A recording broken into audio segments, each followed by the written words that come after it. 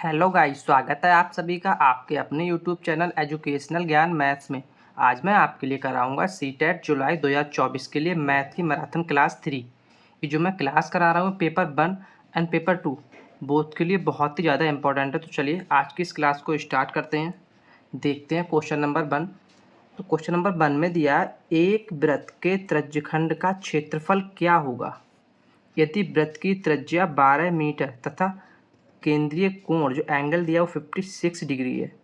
तो इस कॉन्सेप्ट पे भी हमें क्वेश्चन सीटेट एग्जाम में देखने को मिलते हैं। तो मैंने आज की इस क्लास में जो भी क्वेश्चन लिए हैं वो सभी सीटेट एग्जाम में जो आए हुए क्वेश्चन है उस कॉन्सेप्ट पे लिए हैं। तो चलिए इस क्वेश्चन को सॉल्व करते हैं और इस क्वेश्चन को सॉल्व करने की ट्रिक देखते हैं।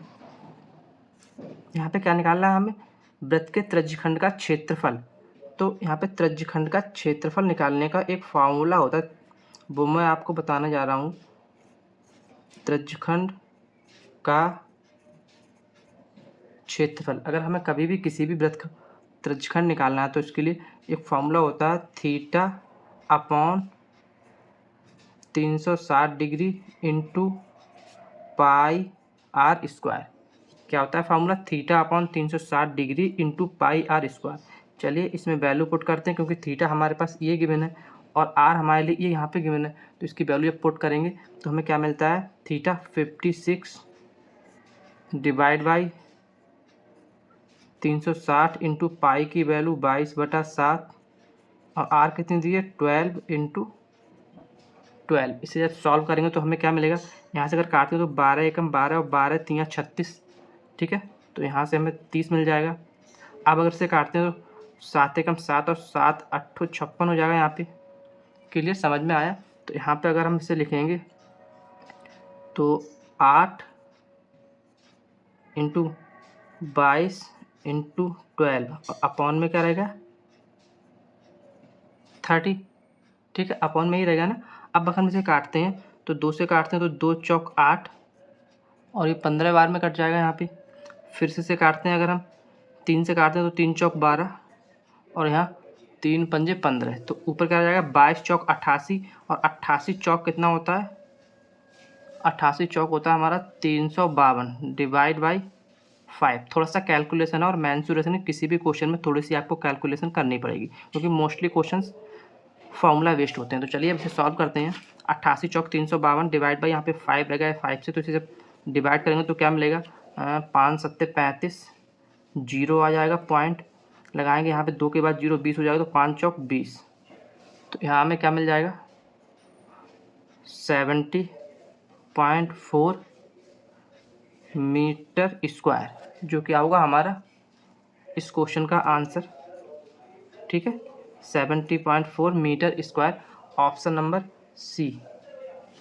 क्लियर है ना। तो इस टाइप के क्वेश्चन को आप इसी कॉन्सेप्ट पे सॉल्व करेंगे। वीडियो को लाइक एंड शेयर कीजिएगा और अगर क्लास अच्छी लगे तो चैनल को सब्सक्राइब जरूर कीजिएगा। तो चलिए नेक्स्ट क्वेश्चन देखते हैं। क्वेश्चन नंबर 2 में दिया है, किसी समलंब चतुर्भुज की समांतर भुजाएं 36 मीटर और 56 मीटर है, तो उनके बीच की लंब दूरी 11 मीटर है। तो इनका क्षेत्रफल हमें फाइंड करना है कि समलंब चतुर्भुज का क्षेत्रफल क्या होगा। तो समलंब चतुर्भुज के क्षेत्रफल निकालने का एक फॉर्मूला होता है, वो मैं आपको यहाँ पर नोट डाउन करा रहा हूँ। समलंब चतुर्भुज का क्षेत्रफल निकालने का जो फॉर्मूला होता है वो होता है 1/2, यहाँ पे होगा समांतर भुजाओं का योग इनटू हाइट या फिर लंबाई, कुछ भी ऊंचाई बोल दें। यहाँ पे फॉर्मूला क्या होता है, समांतर भुजाओं का योग इनटू ऊंचाई। तो अब मैं यहाँ पे थोड़ा आपको डायग्राम भी बना के दिखाता हूँ समलंब चतुर्भुज होता किस टाइप का। ये हमारा कोई समलंब चतुर्भुज इस तरह से बनता है ये, ठीक है। इस तरह से ये कोई बनाई कुछ समलंब चतुर्भुज, इसकी ये जो भुजाएं वो समांतर भुजाएं होती हैं। इसके यहाँ पे एक जो लंब पड़ता है ये इसकी हाइट होती है h, ऊंचाई, ठीक है। ये हमारा समलंब चतुर्भुज का डायग्राम बना है। तो चलिए अब इसे सॉल्व करते हैं। निकालना क्या, एरिया निकालना है 1/2 समांतर भुजाओं का योग, तो 36 प्लस 56 और इंटू ऊंचाई कितनी दी है 11 मीटर। तो यहाँ से जब इसे सॉल्व करेंगे तो हमें क्या मिल जाएगा, ये 32 और 56, 1/2 इंटू 6 6 12 के 2, 5 और 3 8 1 9, 192 इंटू 11। तो यहाँ से फिर सॉल्व करेंगे तो क्या 2 से काटेंगे तो ये 46 टाइम में पूरा पूरा कट जाएगा, क्योंकि 45 दूनी 90, हाँ 46 दूनी 92 हो जाएगा। अब यहाँ से जब फिर सॉल्व करेंगे तो क्या मिलेगा 46 इंटू 11 क्या मिल जाएगा 11 छंग 66 और 11 चौक 44, 44 और 6 50, 506 मीटर स्क्वायर, जो क्या होगा हमारा इस क्वेश्चन का आंसर। ठीक है, ऑप्शन नंबर ए। तो मेंसुरेशन के क्वेश्चंस को सॉल्व करने के लिए आपको उसके फॉर्मूला जरूर याद होने चाहिए। चलिए नेक्स्ट क्वेश्चन नंबर 3 देखते हैं। तो क्वेश्चन नंबर 3 में दिया उस वर्ग का क्षेत्रफल ज्ञात कीजिए जिसका विकर्ण डायगोनल 5√2 सेंटीमीटर है। तो इस क्वेश्चन को सॉल्व करने का जो सिंपल सा एक मेथड है वो ये है, जो वर्ग होता है स्क्वायर का जो एरिया है इन टर्म ऑफ डायगोनल, वो होता है हमारा एरिया होता है विकर्ण या डायगोनल का स्क्वायर अपॉन 2। समझ में आया आपके लिए कि स्क्वायर का जो एरिया इन टर्म ऑफ विकर्ण या डायगोनल के टर्म में होता है, एरिया बराबर विकर्ण का स्क्वायर अपॉन 2। तो यहाँ से इसकी वैल्यू पुट कीजिएगा। विकर्ण कितना दिया है 5√2 का square upon 2।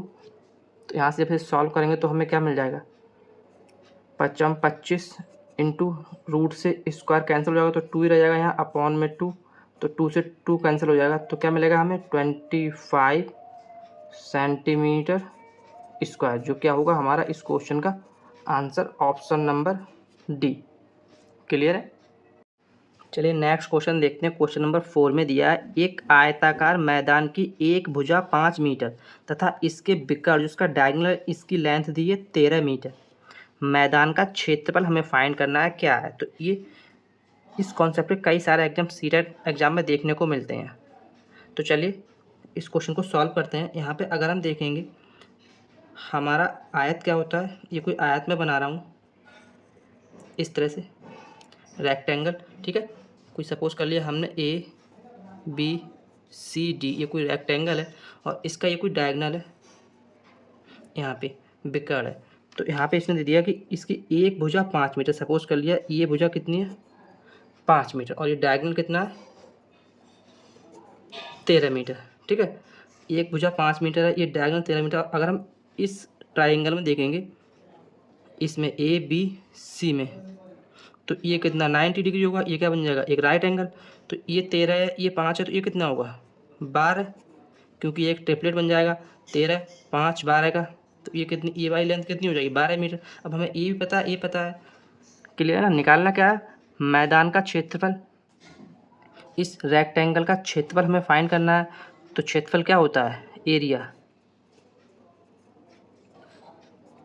L into B. अब ये हमारी L है, ये B है, तो यहाँ से L कितनी है 12, B कितनी है 5, तो 12 पंजे 60 मीटर स्क्वायर क्या होगा हमारा इस क्वेश्चन का answer, option number C. Clear है। चलिए नेक्स्ट क्वेश्चन नंबर 5 देखते हैं। इसमें दिया है दी गई संख्या श्रेणी का अगला पद हमें फाइंड करना है। यहाँ पे क्या फाइंड, कौन सा पद आएगा वो हमें निकालना है। तो सीरीज के भी कई सारे क्वेश्चन लास्ट टाइम हमें सीटेट एग्जाम में देखने को मिले, तो मैंने इस क्लास में ये 2 सीरीज के क्वेश्चन भी लिए हैं। तो चलिए इस क्वेश्चन को सॉल्व करते हैं। इसने सीरीज हमें ये दी है, क्या दी है 49 56 64 72 90 100। यहाँ पे हमें फाइंड करना है क्या आएगा। तो यहाँ पे अगर हम इसे देखते हैं, यहाँ पे अगर इसे देखते हैं तो ये कितना 7 का स्क्वायर है, बट यहाँ पे ये 8 का तो स्क्वायर हो नहीं रहा है 56। तो यहाँ पे अगर हम करेंगे इसे 7 का स्क्वायर 7×7 प्लस इसमें 7 ऐड कर देंगे तो 56 हो जाएगा। चलिए इसे देखते हैं चेक करके, ये 8 का स्क्वायर हो जाएगा। ठीक, अब इसके लिए देखते हैं, तो इसे हम 8 का स्क्वायर करेंगे 8 8 64 प्लस इसमें 8 ऐड करेंगे तो 64 और 8 72। ठीक है, सही आ रहा है। इसके लिए देखते हैं कितना है 90, तो सॉरी यहाँ पे 90, यहाँ पे एक टर्म और है 81, क्योंकि ये वाली टर्म मैं यहाँ पे मिस कर गया हूँ। यहाँ पे 81 है, फिर यहाँ 90 है, फिर देन यहाँ 100 है। ठीक है, यहाँ पे ये 81 है, तो 81 कितने का 9 का स्क्वायर होगा। सेम कॉन्सेप्ट यहाँ पे लगाएंगे, तो 9 का स्क्वायर प्लस 9 90 हो जाएगा।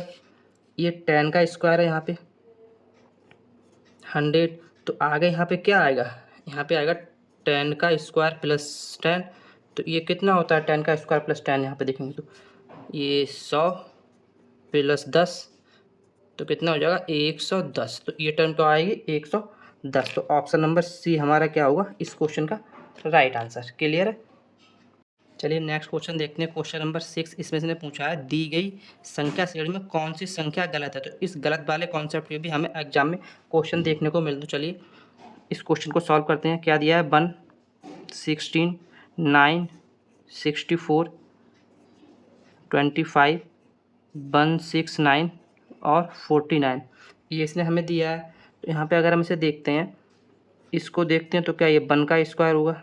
इससे देखते हैं तो ये 4 का स्क्वायर है, यहाँ ये 3 का स्क्वायर है और ये 8 का स्क्वायर है। तो यहाँ से अगर हम इनमें रिलेशन निकाल तो क्या निकल रहा है, मतलब ऑल्टरनेट में और टर्म चल रही है। यहाँ 1 का स्क्वायर और यहाँ 3 का, तो ये ऑल्टरनेट में तो और चल रही है।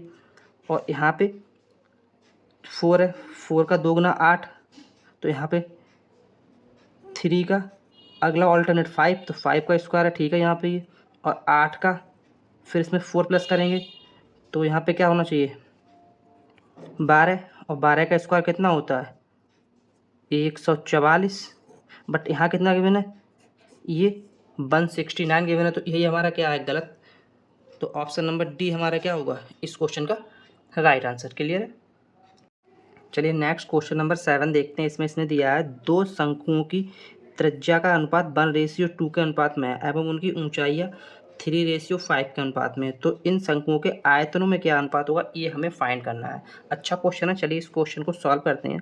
इसने यहाँ पे त्रिज्या और रेडियस का जो अनुपात दिया है, रेशियो दिया है R1/R2 1/2 दिया है और H1/H2 3/5 दिया है। यहाँ अगर हम वॉल्यूम निकालेंगे V1/V2, तो फॉर्मूला क्या होता है 1/3 पाई R1² H/1/3 पाई H1 होगा यहाँ पे R2² H2। तो यहाँ से 1/3 से 1/3 कैंसिल होगा, पाई से पाई कैंसिल हो जाएगा। ठीक है, क्या बचा हमारा R1/R2 का होल स्क्वायर इंटू H1/H2। तो चलिए यहाँ पे इसकी वैल्यू पुट करते हैं। R1/R2 कितना है 1/2, तो 1/2 का स्क्वायर करेंगे तो 1/4 हो जाएगा इंटू H1/H2 कितना है 3/5। तो यहाँ से जब इसे सॉल्व करेंगे तो क्या मिल जाएगा 3:20, क्योंकि 5 चौक 20, तो 3:20 क्या होगा हमारा इस क्वेश्चन का answer option number C. Clear है। चलिए नेक्स्ट क्वेश्चन नंबर 9 देखते हैं। 7 संख्याओं का योग 245 है। यदि प्रथम 3 संख्याओं का औसत 24 तथा अंतिम 3 संख्याओं का औसत 42 हो तो चौथी संख्या क्या है, ये हमें फाइंड करनी है। तो अच्छा क्वेश्चन है, अच्छे कॉन्सेप्ट पे बेस्ड क्वेश्चन है। तो इस टाइप के क्वेश्चन को हम सॉल्व कैसे करते हैं, चलिए उसकी ट्रिक देखते हैं। इसने बोला है कि संख्याओं का टोटल योग 245 है और प्रथम 3 का एवरेज 24 है। तो प्रथम 3 का अगर हम कुल सब निकालेंगे तो क्या निकलेगा 3 इंटू 24, क्योंकि 24 एवरेज है तो उसको हमने 3 से मल्टीप्लाई करा दिया, प्लस अंतिम 3 का कितना दिया है 42 इंटू 3, इनका जो सम है वो कितना है 245 है। ये तो इसने बोला है। तो जब यहाँ से हम इसे सॉल्व करेंगे तो कितना मिलेगा, ये 24 3 चौक 12 के 2 और 3 दूनी 6 और 1 7 72 72 हो जाएगा। और यहाँ पे 4 3 12 120 और 2 3 6 126 हो जाएगा, बराबर में 245। ठीक है, समझ में आ रहा है मैंने ये कैसे किया। अब यहाँ पे जब इसे हम सॉल्व करेंगे तो ये कितना हो जाएगा, ये हो जाएगा 6 और 2 8 और 12 और 7 19 198 बराबर 245। संख्या हमें निकालनी है चौथी संख्या। तो फोर्थ संख्या सपोज कर ली x है, तो x 245 में से जब 198 को हम माइनस करेंगे तो हमें क्या मिल जाएगा 47। जो क्या होगा हमारा इस क्वेश्चन का answer option number D. Clear है। चलिए नेक्स्ट, और आज की इस क्लास का लास्ट क्वेश्चन नंबर 10 में दिया है, किसी संख्या को 296 से भाग देने पर 78 शेष बचता है, इस संख्या को 37 से भाग देने पर क्या शेष बचेगा। तो इस टाइप का कॉन्सेप्ट हमें सीटेट एग्जाम में देखने को मिलता है। तो चलिए इस क्वेश्चन को सॉल्व करते हैं, इसकी ट्रिक देखते हैं। तो अगर ये कॉन्सेप्ट आपको सीटेट एग्जाम में देखने को मिला तो हमें करना क्या है, जो इसने शेषफल दिया है, कितना दिया है 78, इसको क्या बोला 78 शेष बचता है इस संख्या को 37 से, तो जो जिससे हम भाग देते हैं उस टर्म में हमें शेषफल बचा है उसे ब्रेक करना है। तो 37 इंटू 2 कितना हो जाएगा, ये 74 हो जाएगा, प्लस कितना बचेगा इसमें 4। तो इस तरह से ब्रेक करने पर जो हमें शेष बचता है ये 4, भाई हमारा उस क्वेश्चन का आंसर हो जाता है। तो 4 क्या हो जाएगा हमारा इस क्वेश्चन का आंसर, तो ऑप्शन नंबर बी। क्लियर है। इसमें मैंने क्या किया, जो शेष बचता है उसको हम ऐसे ब्रेक करते हैं कि जिस संख्या से हमने भाग दिया है उसके टर्म में ब्रेक करते हैं। तो हमने 37 इंटू 2 के टर्म में ब्रेक किया, तो 37 दूनी 74 हो गया, बट 4 यहाँ पे बचा क्योंकि यहाँ पर 78 है, तो भाई 4 हमारा शेष बचता है, वही हमारा उस क्वेश्चन का आंसर हो जाता है। क्लियर है। तो आज के लिए इतना ही, मिलते हैं कल एक और शानदार क्लास के साथ। थैंक्स।